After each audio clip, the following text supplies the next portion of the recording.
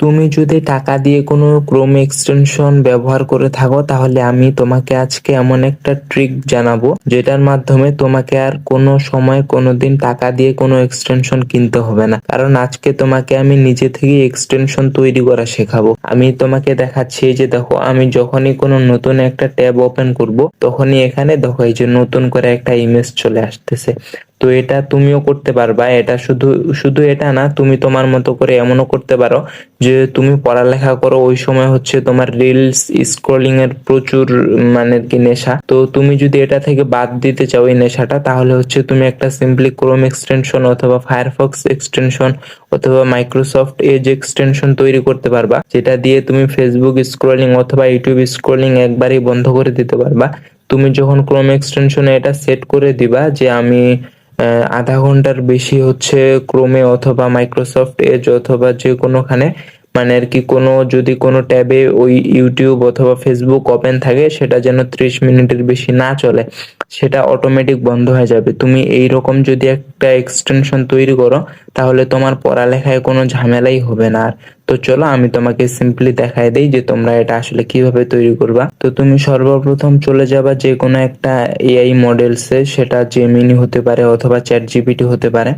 তুমি তাকে সেখানে গিয়ে বলবা যে জেমিনি, তুমি আমাকে হচ্ছে এমন একটা এক্সটেনশন দাও যেটা দিয়ে হচ্ছে 30 মিনিটের বেশি ফেসবুক অথবা ইউটিউব ওপেন থাকলে সেটা অটোমেটিক বন্ধ হয়ে যাবে। তুমি ওকে জাস্ট এইভাবে বলবা। এই যে দেখতে পাচ্ছ, আমি জেমিনিকে বলে দিছি যে কিভাবে আর কি এক্সটেনশনটা তৈরি হবে, কিভাবে কাজ করবে।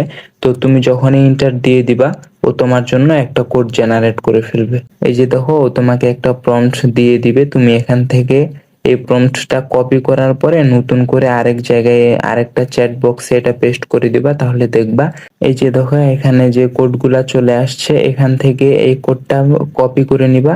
আর এখানে যে এই যে ফাইলের নাম দেয়া আছে এটাও কপি করে নিবা। এইগুলা এইভাবে কপি করে নিয়ে একটা তোমাকে ফোল্ডার তৈরি করতে হবে। এখানে দেখতে পাচ্ছ নিউ এ গিয়ে এখানে ফোল্ডার, এখান থেকে তুমি এক্সটেনশন লিখে দিবা। তারপরে এটার ভিতরে গিয়ে এখানে যে নিউ দেখতে পাচ্ছ, এখান থেকে তুমি দিয়ে দিবা টেক্সট ডকুমেন্ট। তারপরে এখানে যে নামটা ছিল ওইটা এখানে পেস্ট করে দিবা। দেওয়ার পরে এটার ভিতরে গিয়ে যে কোডটা ছিল এখানে জেমিনি তোমাকে যে কোডটা দিছে ওইটা এখানে আসে তুমি পেস্ট করে দিবা।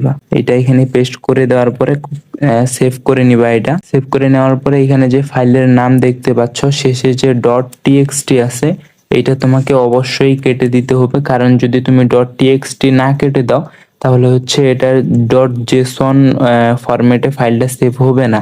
আর যখনই তোমার সঠিক ফরম্যাটে ফাইল সেভ হবে না, তখন কিন্তু এক্সটেনশনটা তৈরি হবে না। তো সেটার জন্য .txt ফাইল যে লেখাটা আছে এটা অবশ্যই তোমাকে এখান থেকে রিনেম করে সরাই ফেলতে হবে। এইভাবে সেম টু সেম বাকি যে কোডগুলা আছে ওইগুলার নাম আর যে কোডটা আছে ওইটা সেম টু সেম তোমাকে এইভাবে কপি করে তোমাকে এই ফোল্ডারটার ভিতরে তোমাকে রাখতে হবে। তো যখন তোমার এই কোডগুলা কপি করে নতুন করে ফাইল তৈরি করা হয়ে যাবে, তো তুমি এখান থেকে চলে যাবা হচ্ছে এক্সটেনশনে গিয়ে চলে যাবা ম্যানেজ এক্সটেনশন। এখান থেকে এই যে দেখতে পাচ্ছ ডেভেলপার মোড, এটা সাধারণত অফ থাকে সব সময়। তুমি এখান থেকে এটা টগল অন করে নিবা। এরপরে এখানে দেখতে পাচ্ছ লোড আনপ্যাকড, এখানে ক্লিক করবা। যে ড্রাইভে তোমার এক্সটেনশন ফোল্ডারটা তৈরি করা আছে তুমি ওই ড্রাইভে চলে যাবা এবং তোমার যে এক্সটেনশন ফোল্ডারটা তৈরি করা ছিল ওই ফোল্ডারটা এখানে সিলেক্ট করে নিবা। দেওয়ার পরে এই যে দেখো তোমার এখানে চলে আসছে, এটার নাম হচ্ছে focus flow social media timer 1.0 version. তো এখানে এটা যখন তোমার এখানে অ্যাড হয়ে যাবে, তখন এখান থেকে তুমি হচ্ছে এক্সটেনশনে ক্লিক করে নিচে গিয়ে এটাকে পিন করে নিবা। পিন করে নেওয়ার পরে এখন যখনই তুমি এটাকে করবা অন করবা, তখন দেখবা এই যে দেখো এখানে ইউটিউব মিনিট আর ফেসবুক মিনিট দেয়া আছে এবং এখান থেকে তুমি সেভ এন্ড রিসেট দিবা। এখন যখনই তুমি ফেসবুক অথবা ইউটিউবে গিয়ে তোমার 30 মিনিট অতিক্রম করে ফেলবা, 30 মিনিটের বেশি ব্যবহার করবা, তখন দেখবা যে অটোমেটিক ওই ওয়েবসাইটটা ক্লোজ হয়ে গেছে অথবা অফ হয়ে গেছে। তুমি হচ্ছে এটা তোমার নিজের মতো করে সেট করে নিতে পারবা যে এটা হচ্ছে তুমি পরবর্তীতে কত মিনিটের জন্য অ্যাক্সেস করতে পারবা না। তোমাকে এক্সটেনশনটাতে এটা সেট করে দিতে হবে, না হলে এটা ঠিক মতো কাজ করবে না। তো এটা পুরোপুরি নির্ভর করে তোমার প্রম্পটের উপর, যে তুমি কিভাবে প্রম্পট দিচ্ছ এআই কে। তুমি এখন যেভাবে যত ডিটেলসে এআই কে প্রম্পট দিবা, এআই তোমাকে ঠিক সেরকমই এক্সটেনশন তৈরি করার যে কোডটা আছে সেটা জেনারেট করে দিবে। তো যাও, যদি তোমার পড়ালেখায় এরকম কোনো অসুবিধা হয়ে থাকে এআই রিলস মানে ইউটিউব রিলস অথবা ফেসবুক রিলস এর কারণে, তাহলে তুমি এই রকম এক্সটেনশন তৈরি করে ইজিলি ব্যবহার করতে পারো।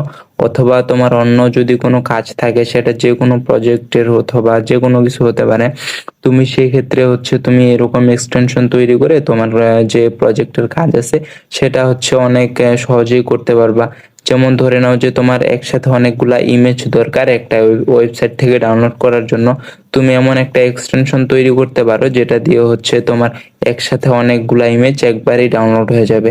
তুমি এরকম আরো অনেক অনেক এক্সটেনশন তৈরি করতে পারবা, এবং সেগুলা হচ্ছে ক্রোমের যে এক্সটেনশন ওয়েব স্টোর আছে সেখানেও এগুলো আপলোড করতে পারবা।